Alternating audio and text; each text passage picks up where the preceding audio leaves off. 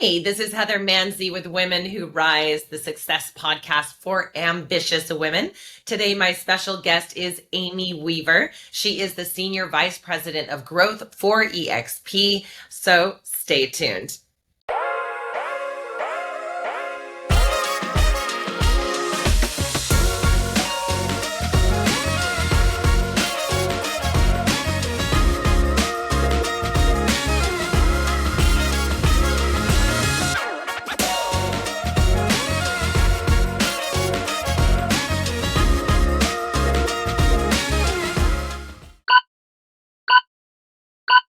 So today, Amy Weaver is the Senior Vice President of Growth at EXP Realty, where she empowers agents to dream bigger and build boldly. A former team leader turned executive, Amy brings her signature heart, hustle, and heart message to life through impactful storytelling that motivates action. She's passionate about helping agents rewrite their narratives, take bold leaps of faith, and tap into the life-changing potential of growth and attraction at EXP, now the fastest growing international organization, brokerage for realtors worldwide. I believe now in 24 plus countries and counting. So I'm super excited about having Amy on the program today. Amy, welcome. Thank you. I'm so honored to be here. It's going to be a blast. Absolutely. Super excited to have you. So I kind of love your signature hustle and heart. And I just want to hear, from you what that means for you and kind of how that became your stated motto. I think it's been with me probably since I was a little girl, but obviously I wouldn't have known how to define that. But, and everything that I've done since a kid, I always wanted to make, top grades and stand out. And with that, like take care of others around me along the way. When it really hit for me is actually when I started my real estate career. My kids were super young, and when they both started school, I decided that that I wanted to do a little more. I had become a stay-at-home mom to support my husband's career, and we met in physical therapy school, so we're both physical therapists. And then he got a sales job, and he traveled a lot. So when we moved to the Charlotte area, we decided that I would stay home with the kids, to allow him to travel, and I supported his career. So, I did all the stay-at-home mom things, all the little moms clubs and stuff like that. And so fast forward when they both got into school, I had this pocket of time where I was like, okay, I'm ready to start work again, but he was still traveling, so it needed to be flexible. And so my husband's like, why don't you go to real estate school? And I was like, I'm not sure if I'm not sure if that's my calling. And he's like, we had just built a house then. So this was in 2013, January 2013. We just had built a house like a few years back. And he was like, Amy, you were involved in every single detail of this house. And I do think it's your calling. I think that you're not thinking big enough. So the next thing I know, I'm in pre-licensing and, going along. Real estate was supposed to be a hobby for me, Heather. It was supposed to be a hobby, like, just one of those things that, help my family and friends on occasion. And it was just going to be fun money. And my husband and I went through a financially devastating occurrence twice in 1 year. Well, over the course of 2 years, to where, we really our entire life changed. And what we were going along steady, everything going great. Daughter was in competitive dance, my son was in travel baseball, and we were living up to our means, as a lot of us do. And then when you have that stripped away from you, it's really an eye awakening experience. And so what ended up happening was that I had to kind of figure out the solution for us. And so there was a key event. I don't know if we want to go into that on this, but there was a key event that knew that I was going to need to be the one to step up to the plate. And so I will not forget, I was in the middle of a grocery store, and I decided, like, all right, like, this is gonna be me. I'm going to, I knew I had it in me, and so it's just a matter of stepping out into my comfort zone, out of my comfort zone, into my uncomfortableness, and just decided that day that I was gonna make a turning point in my real estate career. And the very next week, I had, not next week, next month, I had 10 listings, and so with that, I knew what to do. It was a matter of like just doing it. And the thing that got me, there was the heart for my family, and knowing that I had to be the one to, hustle so that I could take care of them. And so that's kind of where it started. And obviously, that transpired into me being where I am now. So what started out is this is supposed to be a hobby, has taken its own route and in its own journey. And here I sit today, helping to lead one of the largest or the largest independent brokerage in the country. So, and in the world. So, yeah. This is really a stellar rise. I learned so much about you just now, and I appreciate your transparency and sharing that because, you know, these are situations that other women will be faced with in their lifetime. And Yeah. you described, that you basically were able to be the stay-at-home mom, be there for the kids. I love how you phrased it as you were supporting the career of your husband because that's really what it looks like when we do that. Yeah. I did something quite similar, and someone's got to be there to hold the hand of those kids. And then I love that you had the support from him, like you can do this. And then eventually a very pivotal challenging moment or several challenging moments caused that you made that decision to be the person to be forge ahead and financially turn that ship up right. There were two things that you said that I think are very telling. One was that you said you knew you had it in you. And another thing was that, you made that decision. And I find that, we're here to kind of unpeel the onion of how this works, how humans can rise, how women can suddenly take on something that they've never taken on before, or any person for that matter. And why do you think that it's something that you had in you, that you knew you had it in you? What experiences, even back to being a child in your life, did you know that you had that grit, that internal ability to just rise up? We're going to go way back then. I mean, I really think that, I was the third of three kids, and my parents very much lived paycheck to paycheck. A lot of us do. So this is not like it, I had a great like childhood as far as, I think my mom was granted a house that my grandma had. So it was a family house. So we had a house, like it wasn't, and definitely not in one of the nicer neighborhoods, but it was a house nonetheless. And so, and when I was 6 years old, my mom and my brother and I, along with my sister, were in the driveway. It was in May. The weather was warmer. My brother wanted to ride his bike to school, and my sister was 10, and she also wanted to uh, go with him to their elementary school. I was in primary school. I was in kindergarten, so I went with my mom. She was a teacher's assistant at the school that I attended. And so we rode together. And I remember my mom watching my sister like use her brakes on her bike and, making sure that she was able to handle. And I even remember her like, thinking like, probably need to talk to your dad, make sure it's all good. He didn't think it was a great idea, but they went anyway. So they went off to school.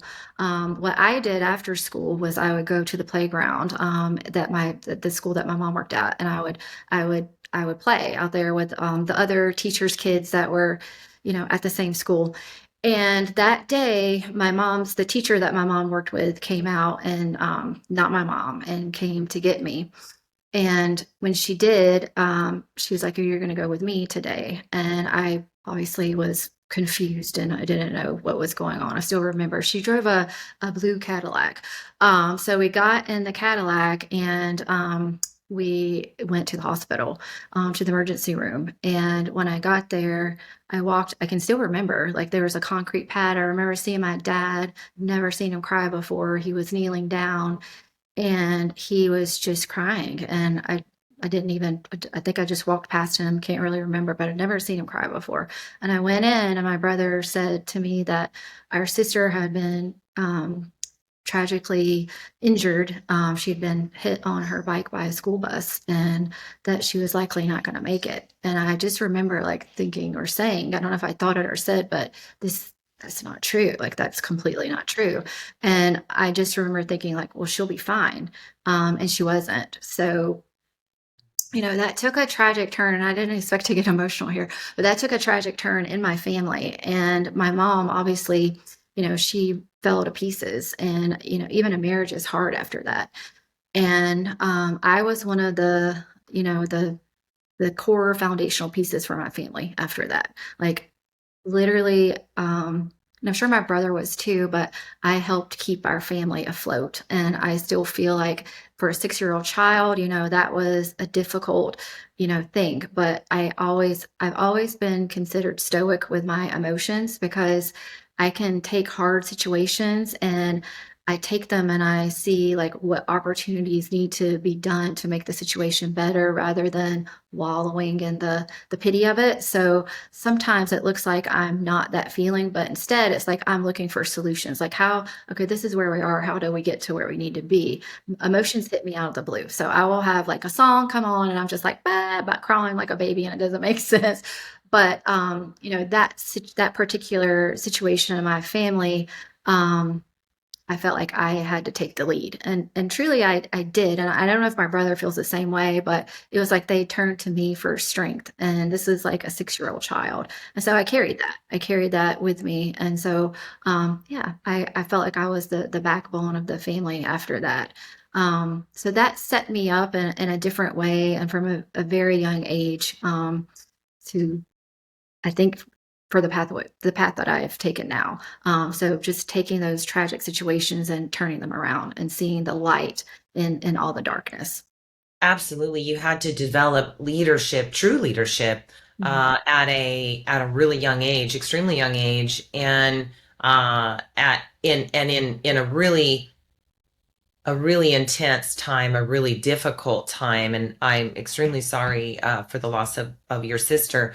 Thank you. Family tragedies like that, are not something that ever truly goes away. And it's obvious that by being able to create leadership for yourself and your family, I can imagine you made a huge difference for all those years by even just taking it upon yourself to go, I can, therefore I will.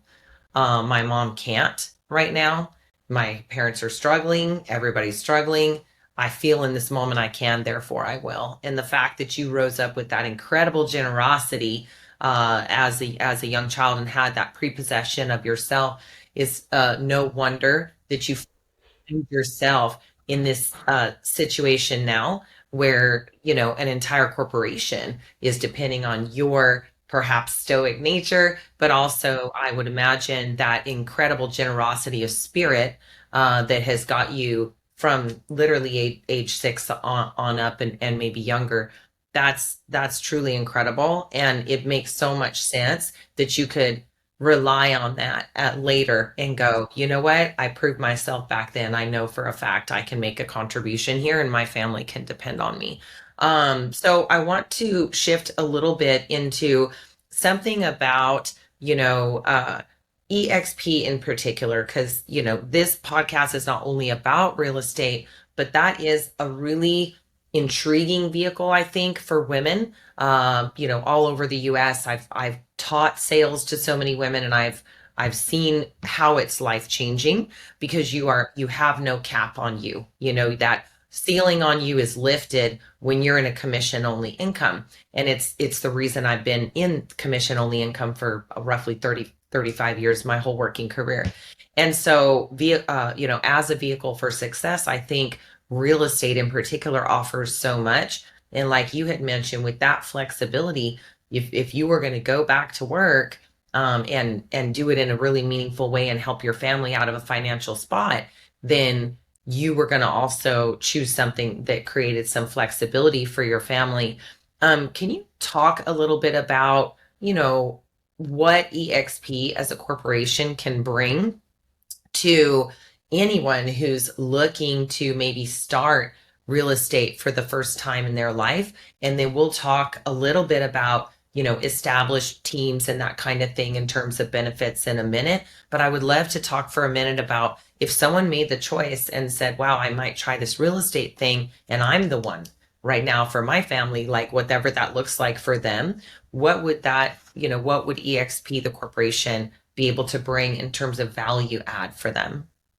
I want to go back. One thing that you said is that, Yeah. there's no cap. And I want to like talk about that for just a second because, had I been a physical therapist, which was a great career, it still is, it's Yeah. amazing, but there is a cap and there is a ceiling. And, I knew like for me, even it wasn't like we were just magically recovered overnight. Like it's been years of recovery because it was truly financially devastating. But every time I would look at where we are and knowing like where we needed to be, again, like really knowing where you are and knowing what your numbers are and what your obligations are, what your must-haves and what your wants are is really important. So I would dial in on that. But I would say I just need to sell one more house. If I sell one more house this month, then that makes a difference. And so having that top of mind, or maybe sometimes it's two houses, and knowing like and you just do it. It's like what we said before. It's like, you just commit to it. You're going to figure it out. You double down on your activities that you're doing to get those leads or to have those conversations. And then, having one or two more sales and the span of a month that's life changing, really. So for me, when I think about EXP is such an amazing platform, and especially as of late, like we've really improved. It's always been amazing. When Glenn founded this company, this brokerage in 2009, he had a vision where agents were going to be able to have an exit strategy or a retirement. And we laugh and joke, and I'm sure many of you and your audience have heard before, like you never attend a real estate agent's retirement party. Like it just doesn't happen, right? So their retirement party is often their funeral because it's whenever they put that last sign in the ground. Like there's no really retirement. So when you put that last sign in the ground, there's no more commissions coming in. So what he thought was, as agents, do their business, what if they were also able to earn stock? And that was what really got me. I was a team leader at the red and white company before, and it was my job to, bring agents into my market center. And really, the weight of that really fell on me because it was profit share.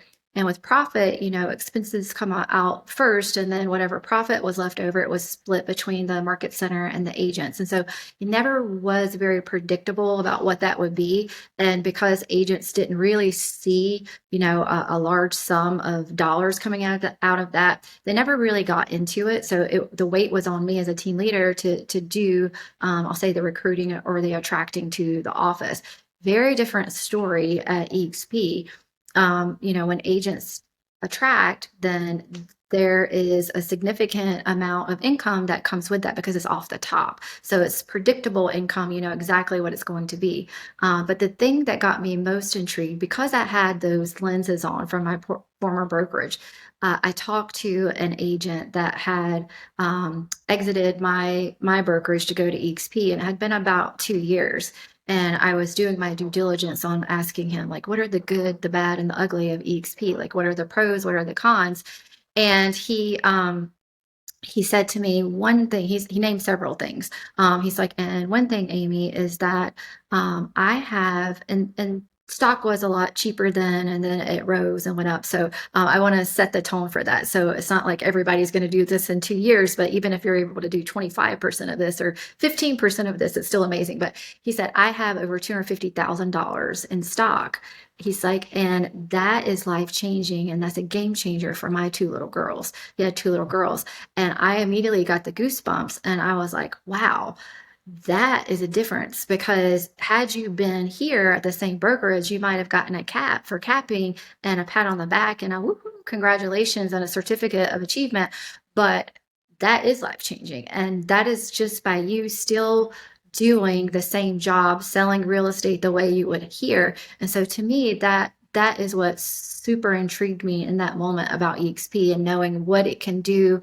Because, imagine, the things that I've been through, not just for you, but what it can do for generations of your family. So the stock is a huge thing for me. Then once I got over, I was kind of biased, or not biased, but jaded, I think is the word. Jaded as Yeah. far as like agents being really into attraction. But once I got over here, I was like, whoa, like this is, because it is very tangible. And so it's another stream of income that agents can bring in for their family, yet you're not required to. So, but as you're doing business, what Glenn, his imagination or his idea was that you would talk to other agents that would be interested, you would bring them in, and then you would be rewarded for it. And so he was thinking of, building over time, adding agents to your organization, and over time that adds up along with the stock, and you will have a true exit strategy from real estate. Or you can decide, like, maybe I want to pull back a little bit on selling real estate as life circumstances change, and then you'll still have a steady income coming in. So that is the beauty of EXP, and we set up a whole platform of just amazing technology, the collaboration, like even you and I knowing each other. Yeah. I can't imagine that we would know each other if it weren't for the platform of EXP, because we're able to connect at a very high level with brilliant minds and just entrepreneurs across the globe. And it's a really true connection.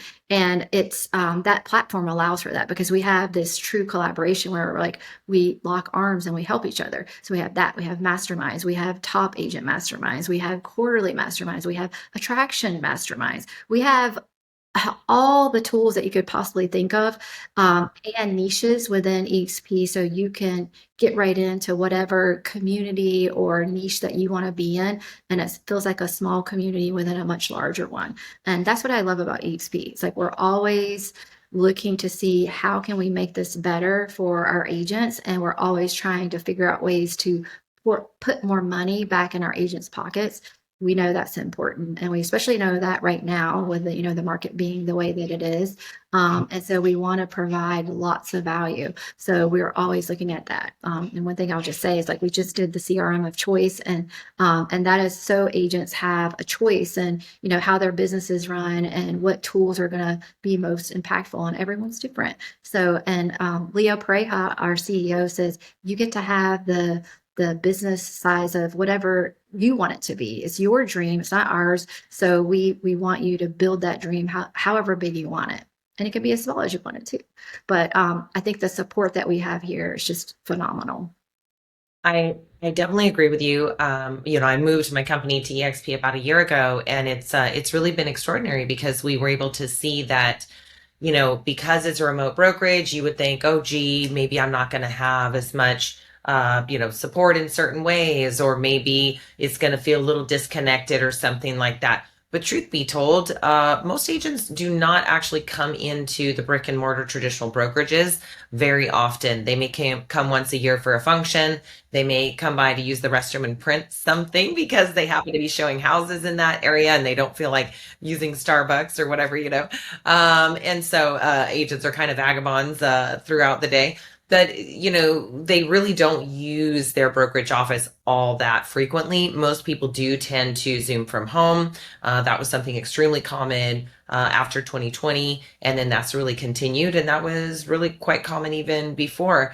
And so you said a lot about also just adding to the pocketbook. I think also, if it doesn't make you more money, in my mind, then that may not logically be the thing that makes sense.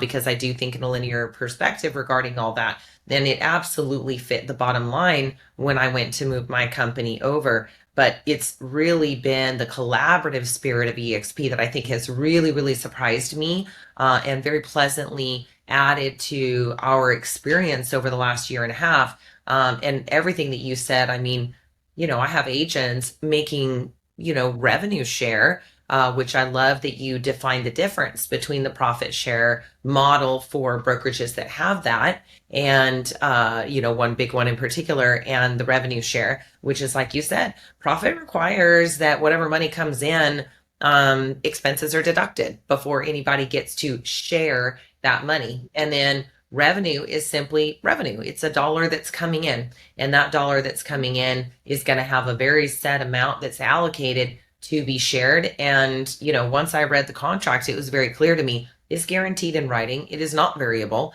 It cannot change. And it doesn't really matter what the profitability or stock or whatever is going on with EXP, the corporation, that revenue share is guaranteed at a certain percentage, a certain amount, and, triggered by certain, transactional things, as well as capping and other stuff like that. So it really is. And then there's, yes, like you said, stock awards as well.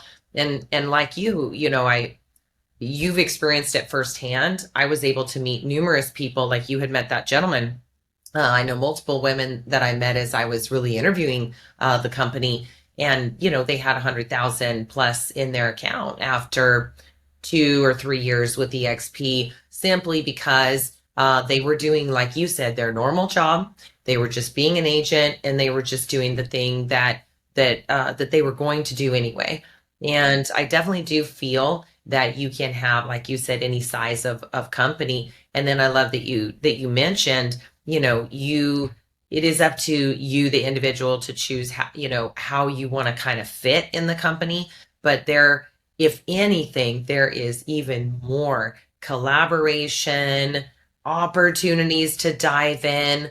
There is not a sort of leadership hierarchy in the sense that you've got all these little gatekeepers to keep you from rising in certain ways. I think, if anything, the door is just thrown wide open. If you want to go speak on a stage, or if you want to, make a podcast, if you want to interview a VP, if you want to join a niche organization, an organization for your state, or some cultural organization inside EXP, there's something for that. And if there isn't, you can probably start a new one. So that has been amazing. And I have agents of different cultural and other community aspirations, and they are getting plugged in, and it's amazing. They're so excited because they feel that there's like a place for them. So the sense of community is much bigger, I think. And we're just sort of leveraging the same concept of social media, which is that social media is where people go to socialize nowadays. Why not have a company that's structuring itself sort of in that way, where you guys have EXP World and all that, and people can socialize. And I love the in-person events. So I'm definitely bragging a bit on EXP right now, because I just agree with so much of what you said. I can say 100% that has been our experience. I wanted to ask you something. Who has, again, shifting gears a little bit, but who has specifically inspired you, or does inspire you right now as a leader? Who do you look to? Obviously, you're in the corporate world, but that doesn't mean that your models are necessarily in the corporate world, and maybe they are. But whose coattails do you kind of wake up and go, yeah, I like what this person's doing or saying, or I want to maybe emulate that, or get some value out of something that they're saying or doing. I have so many. And this is an interesting one. And then I'll go back to, so I've had so many people inspire me at EXP since I've been here, and seeing how they do business, how they pour into their people and their community. And one of those is Tina Call.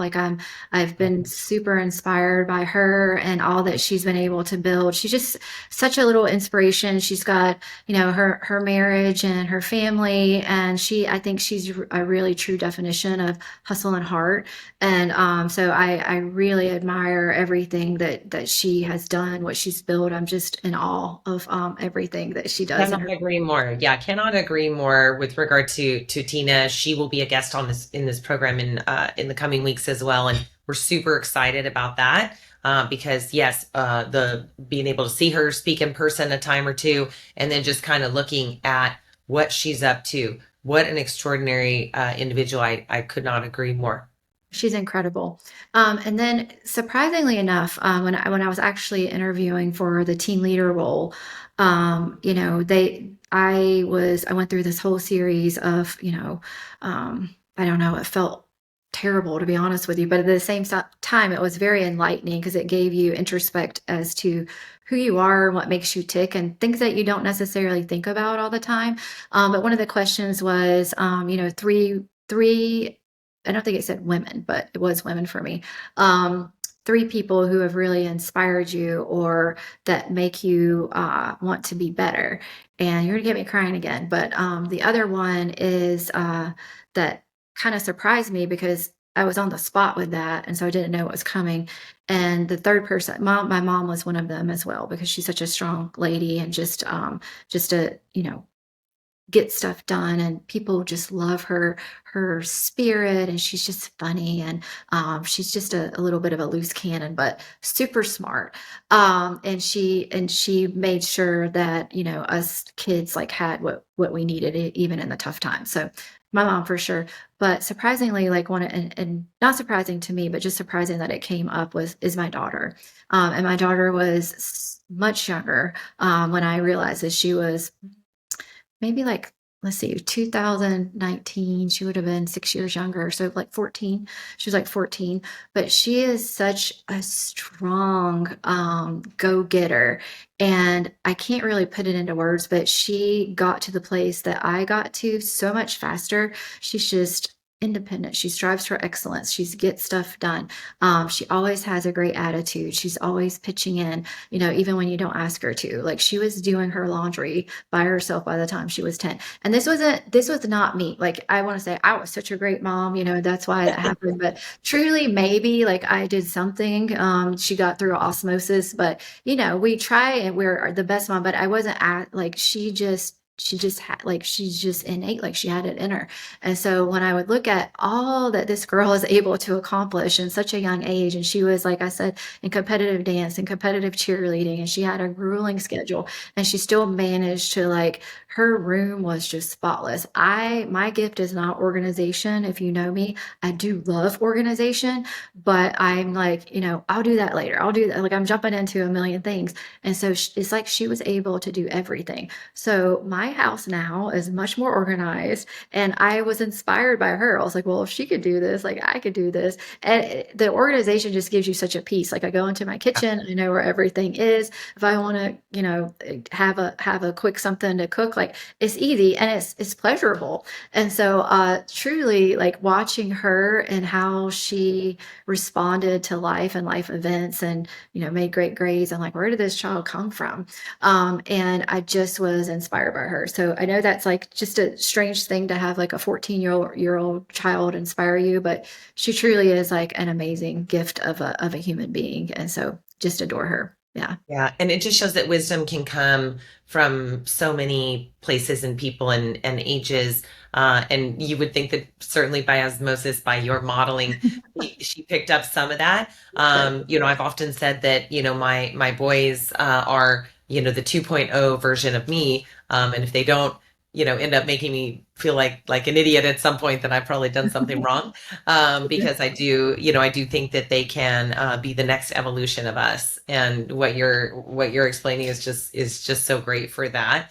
And I love that your mom is absolutely one of your models because fortitude and the ability to be funny and all that kind of stuff, those are the things that get us through life and through so many challenges.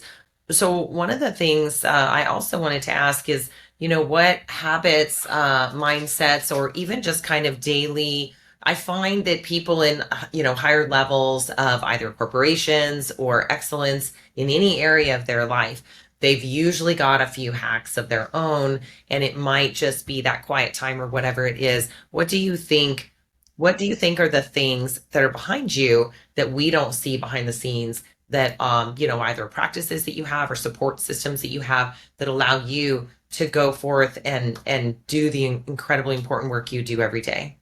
I'm very much like a morning person, and I believe in eating the frog first, but I actually enjoy the frog, so it's a little bit different for me. Like I like a challenge, I like hard things, but I set my tone by I don't have an alarm clock. I naturally wake up. This is not me bragging. I again, this is how I have always been. I was always the first to rise in my house when everyone else was sleeping. I was up and getting getting whatever Amy needed to get done then. And what that is now for me is, I have pets. So my routine is very, very much the same every single day. I wake up, I have my big water. I showed you that. The dogs are fed. Like I journal. My journal is right here. I journal, I read. I always have books by me. So I Yep. journal, I read, I do some sort of exercise in the morning, even if it's something, just depending on what I have going on for the day, even if it's like a 10-minute walk. Oftentimes it's a 45-minute walk. I have a German Shepherd, so he needs to work too. He's a working breed. So we go on a 45 minute at least walk every morning, weather permitting. And then I love on my family. Like I usually by then, my daughter is in college, but she's home for the summer, so she's usually waiting for me when I get back or meets me on the road. We have breakfast together. Sometimes my son, but to me, it's really important for mindset. Journaling, look at my schedule for the day, make sure, I'm prepped for it, have some sort of physical movement, get the blood going. It helps my brain start to wake up, and then, loving on the family. So that combination for me gets me really pumped about the day. By the time I start my meetings, I am just like ready to go and tackle the day. I actually just wrote a book that should be coming out soon. And it's called A Moose of a Morning. It's a children's book. And what it is, it's got my German Shepherd. His name is Moose in there. And I think it's really important to instill all these, life hacks or productivity hacks for starting your day out right with kids. And so I think like putting some responsibility for them and them having a true purpose when they wake up, instead of like, I will say this about my mom. She said for me, she wished that she had rose earlier and got things in order before it all became so chaotic. Because oftentimes in the morning, it was like, you need to brush your teeth, or you need to do this, or you need to do that. And it was like chaos, chaos, chaos. And she's like, when you guys got to school, I would feel terrible. Like we had just such a horrible morning. And then, you went off to school and I don't get to see you. And I'm like, I wish it hadn't have been like, I wish I would have prepped. And so I feel like, for our kids, it's really important to send that message to them early on and make sure they have a purpose for waking up and they get excited about what they've got to do to accomplish the day. And I heard this story a while back, and this mom would send her son off to school. I don't know if it was the mom or the dad. Like the story's fuzzy, but what stuck with me is they looked at him every day and they said, "Make an A today." Just make an A today. So if you think about, just taking that day and making an A that day, that compounds over the time, and then you're going to have an A plus of a life. So I love that. I saw that that was one of your mottos Mhm. stated there, and I was curious about it. So I'm really glad you mentioned it because Yeah. I wanted to know what in broader terms did it mean for you. Mhm. So just make an A and get a top score in something, win at something, win at something in that day.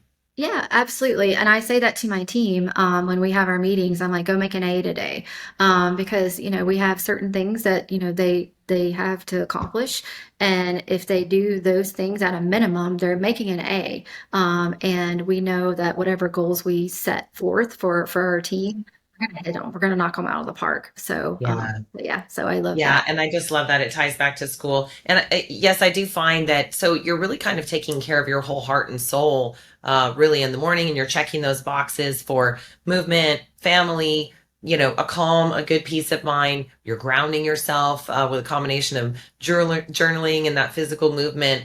And it's not that chaotic, just kind of grab a coffee and run out of the house. There's some forethought to it, and the fact that you do it with such regularity is, I would imagine, why you have also risen so much in your success. Because if you have something that's working, keep doing it, repeat it, and you can have similar results. And like you said, if you have that concept of make an A today, every day you want to really kind of nail something that you're up to. And yes, I'm with you. We have so many diverse tasks. And so this concept of if you can just really nail at least one thing, then then that's going to set you up for that feeling of success and that understanding that, what, hey, I did that. and maybe five other things didn't go so well today, but I nailed this one. And maybe that's going to set me up for some problem solving and just some confidence, some inner confidence about how I'm going to tackle tomorrow. I do think there's, one of the things I love about this platform is it gives me the opportunity to bust a lot of myths. Some of those myths would be things like, if people who make it big have everything right and nothing wrong with them, and it's or somehow everything is they're perfectionistic and everything just works out, and that's literally far from the case. So I love the concept of making an A because it just shows us obviously there's going to be some BCD whatever stuff that's going to happen that day, or just projects that are not complete. But if you can really nail something, so I think I'm going to be incorporating that statement. I love it. So next I would like to know, and I want to talk more about your book as well. So how do you, balance leading growth initiatives? What do you think is kind of one of the bigger drivers of your department? What does it look like in the current economic environment and across different parts of the US? Obviously it's a fairly broad question, but just basically saying, what is your growth department up to right now, and how do you guys forge ahead? So my growth department right now is very much into relationships. So I feel like we really want to show you guys our heart and our support. So they're in real life events. They are creating them. We're creating right now a whole playbook for in real life events, so that we can get face to face, belly to belly. And I think that there's such a longing for that, and have great content within that. So that's for our agents, and then also for them to invite other agents too, so that we provide tons of value. So they will be running one themselves, and then hopefully attending one that some of our agents are already like a support piece that they're already having, and we show up and we support, and that we're there. So that is a really big push for us, because we feel like in the age of all the technology and AI, that relationship building and having those deeper relationships is really the oil for today. So that's ultimate. We have agent reach outs. We have a minimum number of agent reach outs that we have, just checking on them, seeing how they're doing. What's the feedback? Is there anything at all that I can help you with your business? Is there anyone that you're talking to that you would like to jump in a call together, have a three-way call, and they're doing strategy sessions. So for growth, and having agents come in to ask questions and handle objections. So that obviously is like first and foremost. And I think with that, as we're building our communities, and there being a pillar for the community and a pillar for the EXP community, then with that is going to come the growth organically. Because as you said, knowing that you have a peer or a leader that's going to help you in growth, it gives you that confidence to be able to reach out and have the conversations that you probably wouldn't have otherwise. So that's it. So from those things, we're looking at them having more appointments, more prospect appointments with their agents. So we are all about growth, but we're also all about retention. And we feel like these relationships with our agents and making them feel a part of something bigger is going to help to retain them. And then of course, if they're having other streams of income start in, then that's going to make them sticky with us. And we want to keep all our agents, and we want them to be happy and profitable and successful in whatever way they want to be. So we're there to support them. So with that, like, we're just looking to grow from all those efforts that we're doing, and we're pouring into it. You're going to see them a lot more on social media too, because we think like exposure and making sure that they know, our agents know who to go to, and people outside of EXP, when they see us and they see all that we're talking about, all that we're doing, it's so much easier to bring them across the finish line, because they're seeing the value that we're bringing. And so when we talk to them, it's like, yeah, I know you. I've seen you on all these social media platforms. So Yeah.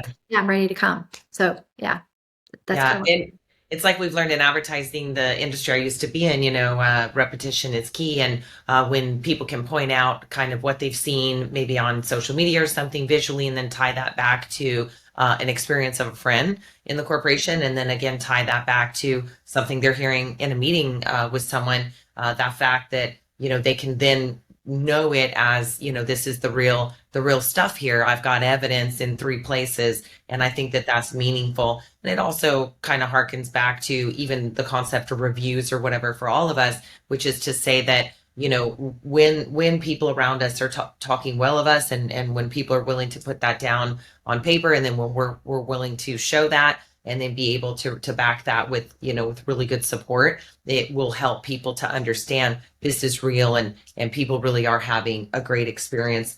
And I think people, you can come into any brokerage and have, a good, bad, or negative experience based on maybe what your world is like as a realtor at the time as well, and the work that you're willing to put into your career. But that said, what advice would you give to women who want to break into leadership roles? Maybe they're an agent and they're thinking, I've always wanted to start a team, or I'm thinking about maybe trying to contribute in some way. What do you think would help someone who maybe had not previously seen themselves as a leader, but maybe knows that they have it in them, and they want to kind of start to either produce more real estate or go full time or start a team, or in some way rise up in what they're up to, or even just rise in their own corporate job anywhere? I say like first of all you got to go for it. So you can't hide behind and expect that things are going to happen. Like you've got to ask for what you want. And I think what we talked about before is find who is doing what you want to do and go ask them lots of questions. I know when I was a real estate, I still am a real estate agent, but when I was only doing real estate, I when I was in my market center and they were handing out awards, when it was the same person over and over again, I didn't get mad at them. A lot of other agents were like, she always gets over. It's like I'm just like folded arms and just like that kind of feeling. Rather than for me, I was like, wow, that's incredible. I want to go talk to her and see like how is she able to do that month after month after month? Like, what are you doing? So I would interview. We had this lady in our market center that was older, and she was a new agent, and she was just killing it. Like every single month, she was like our top agent, our top agent, our top agent, our top agent. And I was like, what are you doing? Like, I have to know, like, what are you doing? And, she was just going for it. She was getting, I'm sure she was getting rejections, but it didn't stop her. She was going door to door. She did have a fairly big database. She was well known in her town. Her husband was a pastor, but she used those relationships and she wasn't afraid to ask for business. And she was just putting herself out there. So when I looked at, how she was using her sphere and letting it be known, and she's just talking to me like, I just want to help you. I want to help you. Like there was nothing, no inhibitions about what she was doing to talk to people. I was like, well, we can all do that. And so, it's just really going and seeing who is where you want to be. And I'm certain that they are going to give you clues because they didn't just magically arrive there. There was hard work behind that or some strategy. And so interviewing all those men, women, whoever it is that are where you want to be, and asking them like, how did you get here? What did this look like for you? What did this journey look like? And not just writing it down, but actually going and say, oh, I'm going to implement this, and making it a priority. So that's what I say. That's what I did. I learned from the best. I was not afraid to ask questions. Yeah, and that really harkens to something as well, which is that, you've got to have a little bit of humility if you really want to rise, because you've got to admit what you don't yet know, and be willing to, just go up, get out of your comfort zone, approach someone that has what you want, and be willing to just literally go for it. So I love that as well. So just real quick, what's next for you? I know you talked about your department. What impact or legacy do you guys hope to leave? And I know we're getting close to our time here, but what kind of impact or legacy do you think EXP wants to leave on the real estate world right now in this moment? I think that we want our agents to be the true ones that are, having the impact on and a legacy, and through that, then that creates our legacy at EXP. Personally, I'm practicing what I preach. I've purchased an investment property for the first time. And it's, believe me, it's taken us a long, so 2013 is 12 years. And to go from where I was now to where I am and being able to do that has just been incredible. So I am seeing investment properties, or I'm looking at Airbnbs, and ChatGPT is helping me in all of this. But I really am looking at leaning into that, while I build something here at EXP, because you agents just, and you guys inspire us to be better. We're going to have that entrepreneurial spirit. So I'm scratching that a little bit. But I'm just so honored to be a part of everything that EXP is right now. We've got such an amazing leadership team that they're forward thinking. Like Leo is out there, sometimes controversial, but he stands for what he believes is best for the agents and for the consumers. And he's not shy about that. And so having him stand up, and he loves our agents. And so I think leadership trickles down from the top, and he's connecting with our agents on the daily to make sure they're okay, that if there's anything he can do with them. He's not one of those CEOs that you rarely see. He's connected, and he's approachable, and super accessible. So it's, we just want to kind of repeat that, at the lower levels. And I think that will help us in our legacy, because you guys are achieving what you need to create a legacy for your families. So Yes, I love that. And you just showed what true leadership is all about, which is, leading really from the bottom up, just inspiring the people that are under you to be able to be their best selves, have their best careers, and know that those are ultimately, especially in this industry, your ambassadors for the company.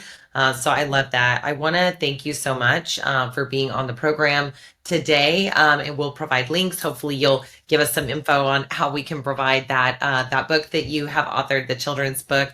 I want to hear more about that, on a future episode.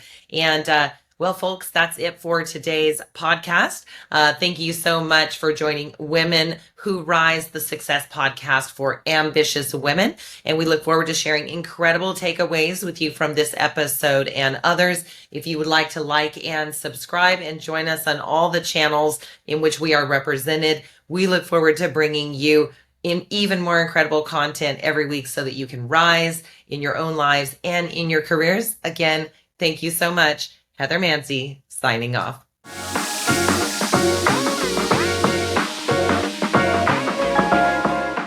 Hi, this is Heather Mansy with Women Who Rise, the Success Podcast for Ambitious Women.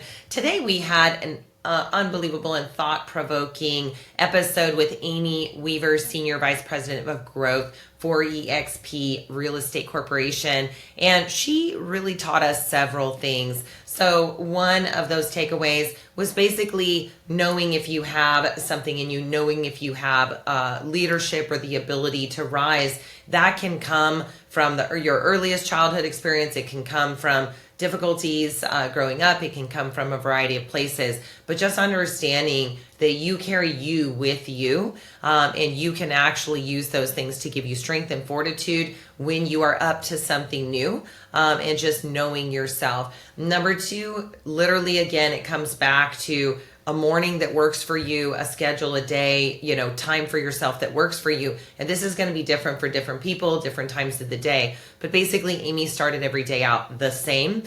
She kept structure for herself because she understood and she knew that it worked. You can listen to the episode for more, but basically she started out with some journaling. She's an early riser. She was able to get in a walk, spend some time with her family and her pets, and she's able to really be, as she called it, rearing to go by the time her day starts. And that's really critical because it means that her mind is awake, her body's awake, she feels basically ready to go. And that starts her off for a more successful day. Third, she really talked about getting an A, or making an A today. And I really loved that, kind of hearkening back to the concept of being in schools, and how, of course, we would love to get an A on our report card or on our exam. And she literally passes this down, not just to herself, but to her team, basically saying, hey, let's really score highly in one thing we're up to today. Let's really nail something that we're up to today. And I loved that concept because it means you're going to have an imperfect day. You're going to have an imperfect meeting. You're going to have an imperfect, maybe implementation of various goals. And you're going to have a variety of things going on at any one time in any business, in any occupation. Make an A today really just puts your focus on, let me have one really good win. And I love that. It's something I implement all the time in my team. We talk about what is our win. She's saying, let's start out our day knowing that we're gonna make an A today. And then the fourth thing I would just say is literally that concept of humility and just being willing to go for it. She really talked about the fact that you can't just want something, you gotta go for it. You've gotta take action, and you've got to have enough humility and enough foresight to go and chase the coattails of the person that has what you want and go forward and go for it. And that is huge. That means you're going to be willing to go to that person and ask them questions and say, hey, I don't yet know how to do XYZ to get where you are. Would you mind mentoring me? Would you mind giving me some tips? And then, like she said, implement it. You can't just get the recipe. You can't just ask the questions. You've got to implement. You've got to go for it. So those are our episode takeaways for today. Make sure to take a look at our episode guide. We have some thoughtful questions there for you that you can answer and things that you can think about in your own life or career. And if you have any more questions about EXP or anything, I will obviously post a few links for you there since I also am in that corporation. But this was just a real pleasure meeting with Amy Weaver today, and she was an absolute wonderful guest. And so please be sure to like and subscribe. We look forward to seeing you on the next episode of Women Who Rise.